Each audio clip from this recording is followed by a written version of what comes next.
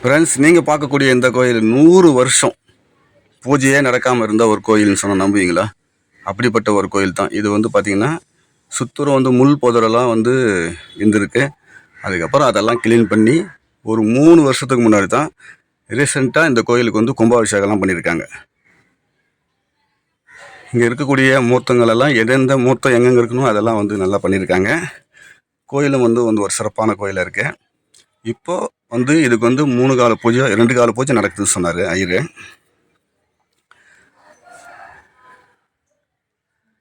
இந்த கோயில் எங்கே இருக்குதுன்னு கேட்டிங்கனாக்கா, நம்ம ஆரணி போகிற ரோட்டில் ஒன்றுபுரம் அப்படிங்கிற ஊர் தான் இருக்குது. இதை சார்ந்து நிறைய கோயிலுங்களும் இங்கே பக்கத்தில் இருக்குது.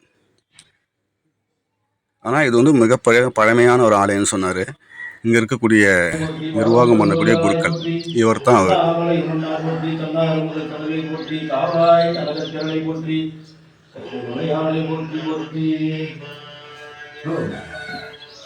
கச்சேஸ்வரர் இங்கே இருக்கக்கூடிய கச்சேஸ்வரநாதர் பழமையான கோயில். இது ஒரு 100 வருஷமாக வழிபாடு இல்லாமல் இருந்தது. 100 வருஷம். Okay okay. 100 வருஷம் எங்களுக்கெல்லாம் தெரியாது. ஐயன் அங்கே ஒரு ஏகாம்பரேஸ்வரர் கோயில் இருக்குது. அங்கே வழிபாடு பண்ணிட்டு இருந்தாங்க. எடுத்துன்னு வச்சு அம்பாலையும் ஐயனையும் வச்சு வழிபாடு பண்ணிட்டு இருந்தாங்க.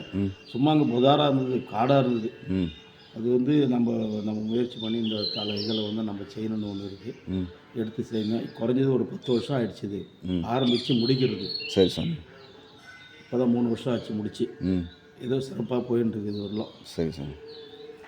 இதனுடைய சிறப்பு இப்போ ஒரு 3 மாதத்துக்கு முன்னாடி சொன்னீங்களே, குழந்தை இல்லாத பாய்க்கு இந்த 3 வருஷத்தில் 3 வருஷத்தில் 3 வருஷத்தில் பிரதோஷ வழிபாடு அபிஷேகத்துக்கு தயிர் அபிஷேகம் பண்ணுற தயிர் எடுத்துக்கிட்டு குறைஞ்சது ஒரு 3-4 பேருக்கு புத்திரபாக்கியம் கிடச்சிருக்கு. சரி சார். ஒரு 3 பேருக்கு கல்யாணம் ஆகிருக்கு.